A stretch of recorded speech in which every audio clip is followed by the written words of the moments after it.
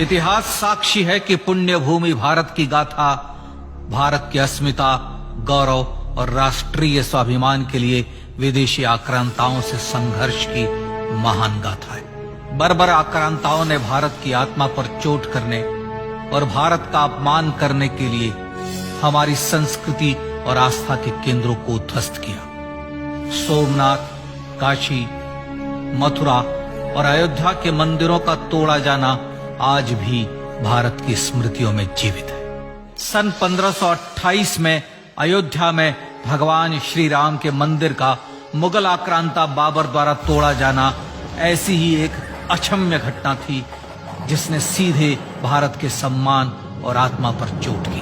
कारण साफ था, अयोध्या के श्री राम के मंदिर पर आक्रमण भारत की आत्मा पर आक्रमण था। जहां हर भारतीय के रोम रोम में राम बसते हैं, वह भारत यह अपमान कैसे सहता। राम मंदिर पर आक्रमण भारत को आहत कर गया था। विदेशी हमलावर अपनी बर्बरता दिखाते गए और भारत अपने आत्म गौरव को फिर से पाने के लिए संघर्ष करता रहा।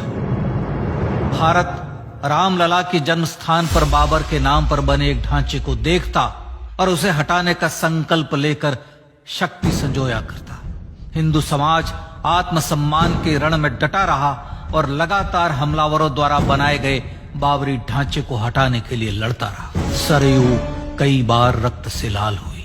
कभी स्थानीय शासकों ने तो कभी साधु संतों और राम भक्तों ने राम जन्मभूमि की मुक्ति के लिए अपने प्राणों की आहुति दी। 74 बार युद्ध हुए। हम कुछ मोर्चे हारे, पर रण जीतने का संकल्प कभी कम नहीं हुआ। हिंदू समाज तलवारों से रक्त रंजित हुआ, पर उसने हार नहीं मानी। उसका संकल्प अजेय था। 15 अगस्त 1947 को देश की आजादी के साथ सैकड़ों सालों से चले आ रहे इस संघर्ष में नई ऊर्जा और एक नया मोड़ आया। अचानक 23 दिसंबर 1949 को बाबरी ढांचे में श्री राम लला प्रकट हुए। हजारों राम भक्त दर्शन के लिए उमड़ पड़े। तत्कालीन प्रधानमंत्री पंडित जवाहरलाल नेहरू ने उत्तर प्रदेश सरकार को श्री राम लला को विवादित ढांचे से हटाने का आदेश दिया। उत्तर प्रदेश सरकार ने अयोध्या के कलेक्टर को यह काम दिया और यह निर्देश भी कि जरूरत पड़ने पर वे बल का प्रयोग भी करें। अयोध्या के कलेक्टर ने सरकार को उत्तर दिया कि यह नरसंहार के बिना संभव नहीं है, और फिर भी वह ऐसा चाहती है तो किसी दूसरे कलेक्टर से यह काम करवा ले। परिणाम स्वरूप रामलला की मूर्ति वहीं विराजमान रही। विवादित ढांचे को बंद कर दिया गया। केवल पुजारी को सेवा अर्चना के लिए भीतर जाने की अनुमति थी। फिर भी राम भक्त विवादित ढांचे के बाहर से प्रभु श्री राम की आराधना करते रहे। भारत के हिंदू समाज के लिए चुनौतियां और बढ़ गई। मामला अदालत में गया। विपक्षी दलों द्वारा अदालत में भगवान श्री राम के अस्तित्व पर सवाल उठाए गए। उनके अयोध्या में ही जन्म लेने का प्रमाण मांगा गया। भारत का जनमानस अब आहत हो उठा था।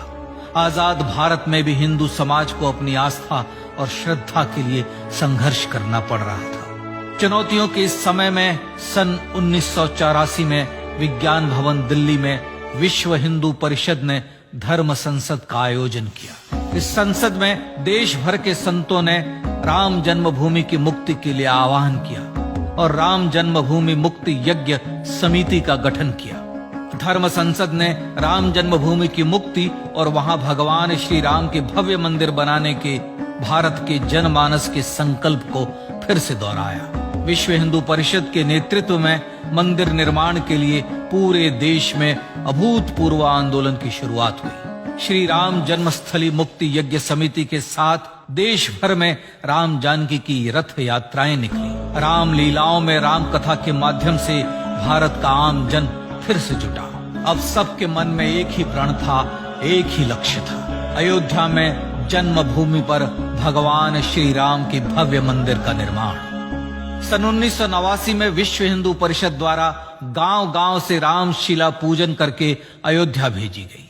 2,75,000 गांवों से रामशिलाएं अयोध्या पहुंची। भव्य राम मंदिर के शिलान्यास का निर्णय हुआ। पूज्य संत महात्माओं और हिंदू समाज के अन्य प्रमुख नेताओं के निर्णय के अनुसार अनुसूचित जाति के प्रमुख नेता श्री कामेश्वर चौपाल ने 9 नवंबर 1989 को मंदिर निर्माण का पहला पत्थर रखा। राम जन्मभूमि पर मंदिर निर्माण के लक्ष्य की पूर्ति के लिए सन 1990 में सोमनाथ से अयोध्या के लिए श्री लाल कृष्ण आडवाणी ने रथ यात्रा की शुरुआत की। देश में जन भावनाओं का ज्वार उमड़ने लगा। श्री लाल कृष्ण आडवाणी के रथ यात्रा के साथ साथ मंदिर के लिए जन समर्थन बढ़ने लगा और छद्म सेकुलरवाद बेनकाब होने लगा। इस जन आंदोलन को रोकने की तमाम कोशिशें हुई पर सब व्यर्थ हुई। विश्व हिंदू परिषद ने देशवासियों से अयोध्या में जन्मभूमि पर मंदिर निर्माण के लिए 30 अक्टूबर और 1 नवंबर 1990 को कार सेवा का आह्वान किया। परिणाम स्वरूप लाखों राम भक्त कार सेवा के लिए देश के कोने कोने से अयोध्या आए। इससे देश की एकात्मता का विराट दर्शन हुआ। कार सेवकों को रोकने के लिए उत्तर प्रदेश के तत्कालीन मुख्यमंत्री श्री मुलायम सिंह यादव ने अयोध्या में परिंदे को भी पर न मारने देने की घोषणा की। स्थितियां गंभीर हो गई। अयोध्या से 200 किलोमीटर दूर रेलगाड़ियां रोक दी गई। अयोध्या युद्ध भूमि बना दी गई। मार्ग बंद, रेल बंद, चप्पे चप्पे पर पुलिस।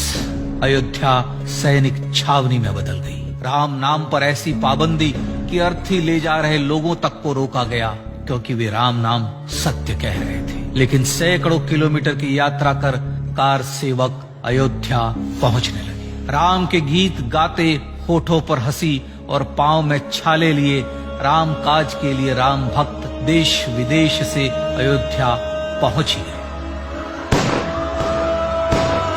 कार सेवकों पर गोलियां चली। अनेक कार सेवक शहीद हुए।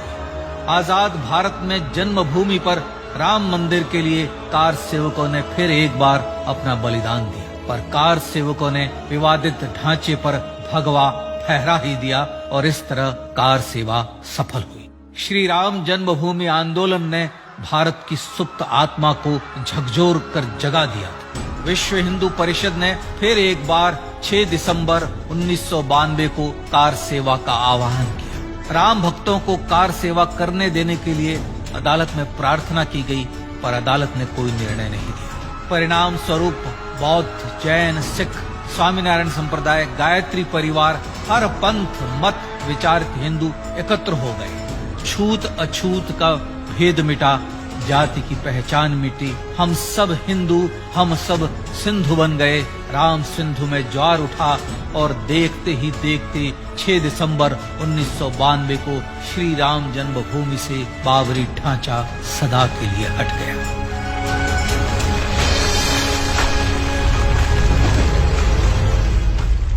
यह क्षण शौर्य, न्याय और सत्यमेव जयते का क्षण था। यह तो धर्मस्ततो जय का क्षण था। पर संघर्ष की गाथा यहां जाकर भी नहीं रुकी। छद्म सेकुलरवादियों द्वारा भारत और भगवान श्री राम के इतिहास को झुठलाने के लिए अदालतों में चुनौतियों का सिलसिला चलता रहा, जो 1950 से चल रहा था। हिंदू सिखों के बीच से गुजरते हुए भगवान श्री राम का दर्शन करने के लिए विवश थे। यह स्थिति थी आजाद भारत में श्री राम और राम भक्तों की। पर सत्य को तो जीतना ही था। आखिरकार देश के सर्वोच्च न्यायालय के 5 जजों की खंडपीठ ने 9 नवंबर 2019 को ऐतिहासिक निर्णय दिया और यह कहा कि अयोध्या जन्मभूमि परिसर की पूरी 67 एकड़ भूमि रामलला की। और न्यायालय ने भारत सरकार को जन्मभूमि पर मंदिर बनाने के लिए एक ट्रस्ट बनाने का आदेश दिया। सर्वोच्च न्यायालय के आदेश के अनुसार भारत सरकार ने 5 फरवरी 2020 को श्री राम जन्मभूमि तीर्थ क्षेत्र नाम के ट्रस्ट का गठन किया और राम जन्मभूमि न्यास की भूमि जो सरकार द्वारा अधिग्रहित की गई थी, उसे ही नवनिर्मित न्यास को वापस दे दिया गया। 5 अगस्त 2020 को भारत के प्रधानमंत्री श्री नरेंद्र मोदी ने श्री राम जन्मभूमि तीर्थ क्षेत्र के अध्यक्ष पूज्य महंत नृत्य गोपाल दास, राष्ट्रीय स्वयंसेवक संघ के पूज्य सरसंघ चालक डॉक्टर मोहन भागवत एवं उत्तर प्रदेश के मुख्यमंत्री श्री योगी आदित्यनाथ की उपस्थिति में श्री राम जन्मभूमि पर भगवान श्री राम के भव्य मंदिर के लिए भूमि पूजन कर निर्माण कार्य का शुभारंभ किया। इस तरह लगभग 500 वर्षों से राम जन्मभूमि की मुक्ति के संघर्ष का पटाक्षेप हुआ। अपने आत्मसम्मान और राष्ट्रीय अस्मिता के लिए इतना लंबा संघर्ष विश्व के इतिहास में बेजोड़ है। श्री राम भारत की आत्मा, भारत की परिभाषा, हमारे राष्ट्रीय आदर्शों और जीवन मूल्यों के प्रतिनिधि मर्यादा पुरुषोत्तम हैं, जो हर हिंदू के होठों पर जन्म से मृत्यु तक रहे। बस यही हर हृदय में प्रार्थना होती है। राम भारतीय राष्ट्रीय स्वाभिमान और आसेतु हिमालय से समुद्र पर्यंत तक जन जन को एकात्मता के बंधन में बांधने वाले रक्षा सूत्र है। अयोध्या स्थित श्री राम जन्मभूमि पर बाबर का हमला वास्तव में भारत के स्वाभिमान और राष्ट्रीयता पर हमला था। प्रधानमंत्री श्री नरेंद्र मोदी द्वारा श्री राम जन्मभूमि पर राम मंदिर का पुनः निर्माण न केवल बाबरी मानसिकता का पराभव है, बल्कि संपन्न, सुखी, सुसंस्कृत, सर्वशक्ति संपन्न स्वराष्ट्र का सूर्योदय भी है। यह उस राम राज्य की दिशा में वह कदम है जिसकी अभिलाषा राज राजेंद्र चोल, कृष्णदेव राय, छत्रपति शिवाजी महाराज से लेकर महात्मा गांधी तक ने की थी। अयोध्या में जन्मभूमि पर भगवान श्री राम का मंदिर न सिर्फ राष्ट्रीय गौरव होगा, बल्कि वह श्री राम के आदर्शों का राष्ट्र मंदिर होगा। अब वह महान संकल्प पूरा होने जा रहा है। आइए इस राम यज्ञ, राष्ट्र यज्ञ में जिन ज्ञात और अज्ञात भारतीयों ने अपनी आत्माहुति दी है, उनका पुण्य स्मरण कर उन्हें श्रद्धांजलि दी।